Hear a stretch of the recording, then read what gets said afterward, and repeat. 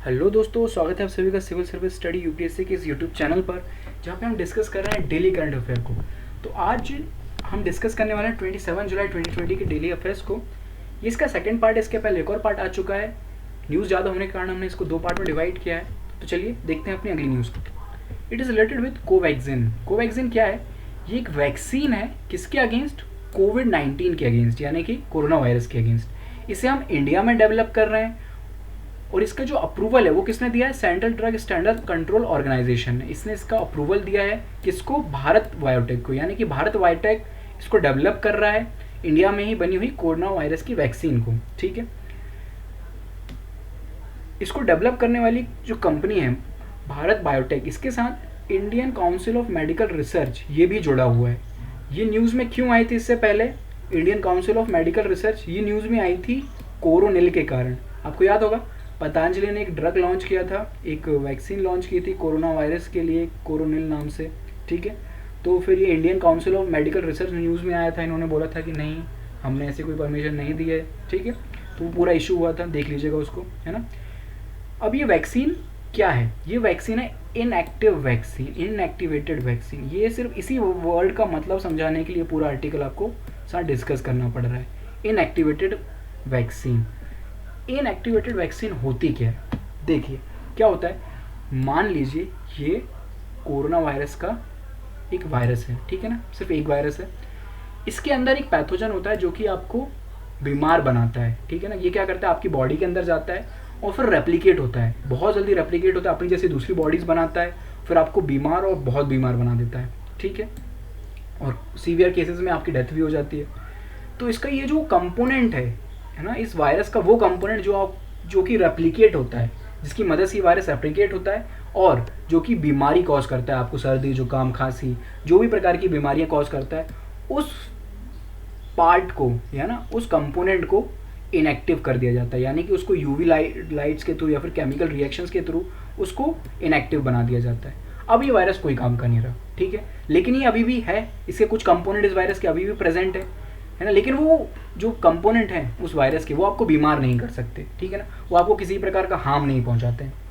तो क्या करते हैं, फिर ये जो इनएक्टिवेटेड वायरस है इसको आपकी बॉडी के अंदर इंजेक्ट किया जाता है।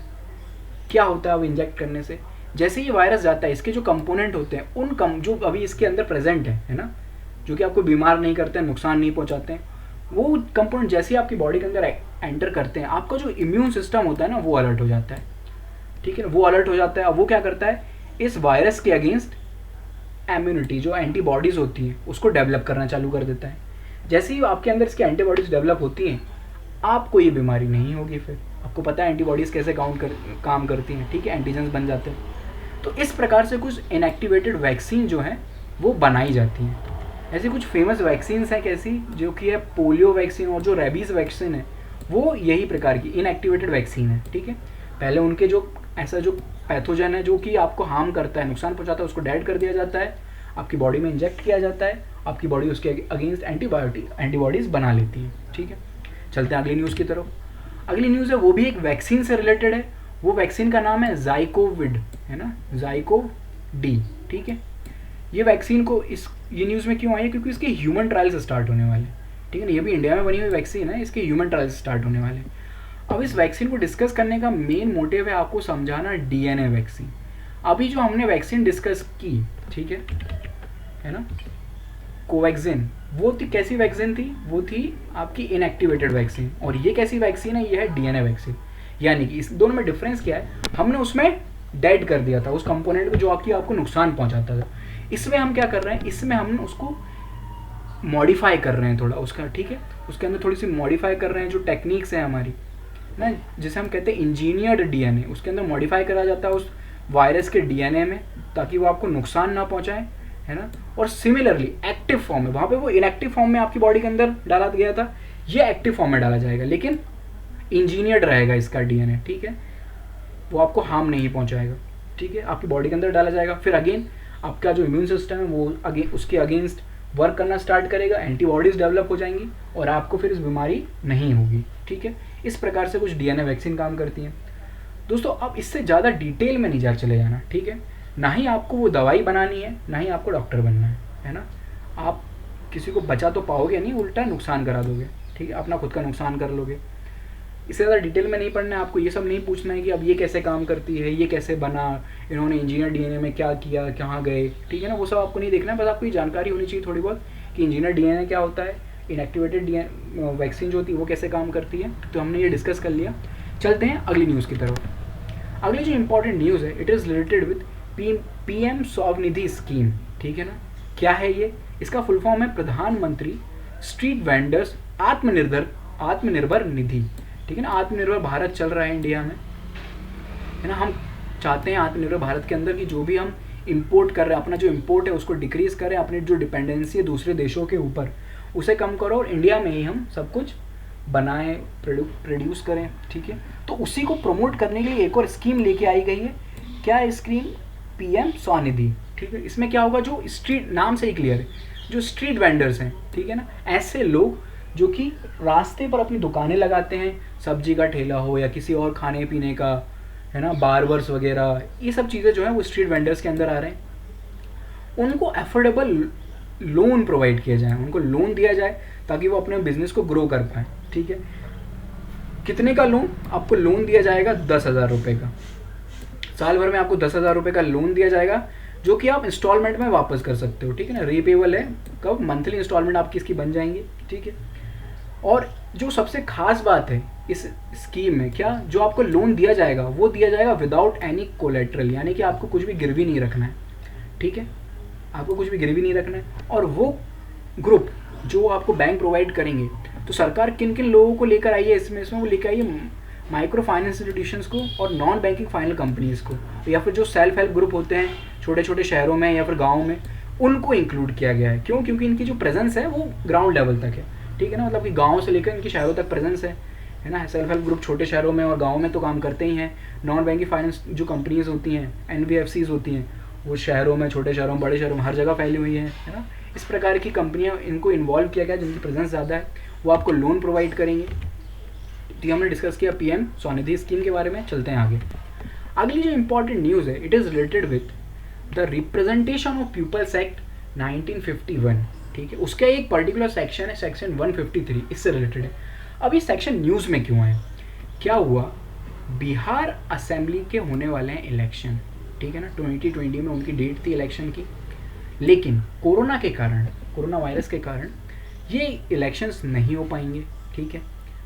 अब नहीं हो पाएंगे तो उससे रिलेटेड कुछ गाइडलाइंस होंगी कि इलेक्शंस को कब कराया जा सकता है, कब नहीं कराया जा सकता है, ऐसे ही कुछ होता है। देखिए, जो इलेक्शन कमीशन होता है ना, उसकी जिम्मेदारी होती है कि वो इलेक्शन कंडक्ट कराए, किसका? लोकसभा या फिर विधानसभा का। कब? जब भी उनका सेशन टाइम ख़त्म होने वाला हो, उससे 6 महीने के पहले, है ना, विदिन 6 मंथ, उसके 6 महीने से पहले वाले जो ड्यूरेशन में उसके इलेक्शन हो जाने चाहिए, है ना। क्या हो, जैसे कि मान लीजिए आज क्या डेट है, आज मान लेते हैं हम 27 है, 27 जुलाई। तो जो इलेक्शन प्रोसेस है वो 27 फेब में स्टार्ट हो जानी चाहिए, ठीक है ना। ये काम होता है किसका? ये काम है आपकी इलेक्शन कमीशन का। लेकिन अब बताइए, 6 महीने का टाइम तो मिल नहीं पा रहा है इलेक्शन कमीशन, किसके कारण? कोरोना वायरस के कारण। तो इलेक्शन को एक्सटेंड कराना पड़ेगा, ठीक है ना। तो उससे रिलेटेड क्या, आपको ये जो पूरा एक्ट है उसका एक सेक्शन है 153, उसमें एक प्रावधान है। क्या प्रावधान है कि इलेक्शन कमीशन कुछ एक्स्ट्रा सिचुएशंस में इलेक्शन को डिले कर सकता है, ठीक है ना, एक्सटेंड कर सकता है उनको। लेकिन वो जो डिले है वो कितना आगे नहीं होना चाहिए, जो उसकी एक्सपायरेशन डेट है ना, लोकसभा या फिर विधानसभा की जो एक्सपायरेशन डेट है, यानी कि मान लीजिए आज के दिन एक्सपायर हो जानी चाहिए थी विधानसभा बिहार की, है ना, 27 जुलाई को, तो ये डेट थी। लेकिन इस डेट से ज़्यादा नहीं होना चाहिए, जो डिले किया गया है टाइम को, वो टाइम इससे ज़्यादा आगे नहीं जाना चाहिए, 27 जुलाई से आगे, ठीक है। इसके पहले ही उन्हें इलेक्शन करा देने होंगे। लेकिन अब अगर इस ड्यूरेशन में भी ना करा पाए तो अब क्या होगा? तब इलेक्शन कमीशन जो है एक आर्टिकल का यूज़ करता है, कॉन्स्टिट्यूशन के आर्टिकल 324। इस आर्टिकल के अंदर क्या होता है, इलेक्शन कमीशन जो है इस पीरियड के फर्दर भी अपना जो इलेक्शन है उसको डिले करा सकता है, लेकिन उसके लिए कुछ कंडीशंस हैं। क्या कंडीशंस हैं? कि उसको गवर्नमेंट को ये बताना होगा कि वो इलेक्शन कंडक्ट नहीं करा सकता, वो समर्थ नहीं है अभी इलेक्शन कराने के, ठीक है। वो गवर्नमेंट को जाके इन्फॉर्म करेगा, फिर गवर्नमेंट और प्रेसिडेंट मिलके ये डिसीज़न लेंगे कि क्या करना है, इलेक्शन कराना है या फिर इसकी डेट को आगे बढ़ाना है, या तो वहाँ पे प्रेसिडेंट रूल लगाना है। ये सारे जो डिसीजन होंगे वो गवर्नमेंट लेगी।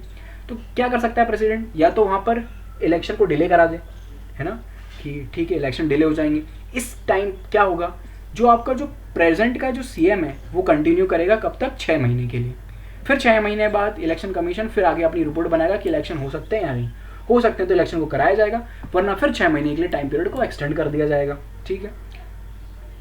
या तो फिर प्रेसिडेंट क्या कर सकता है, वहाँ पे प्रेसिडेंट रूल लगा सकता है ना, ठीक है। तो ये था दोस्तों हमारा आज का डिस्कशन। उम्मीद है आपको हमारा ये डिस्कशन पसंद आया होगा। Thank you so much for the discussion.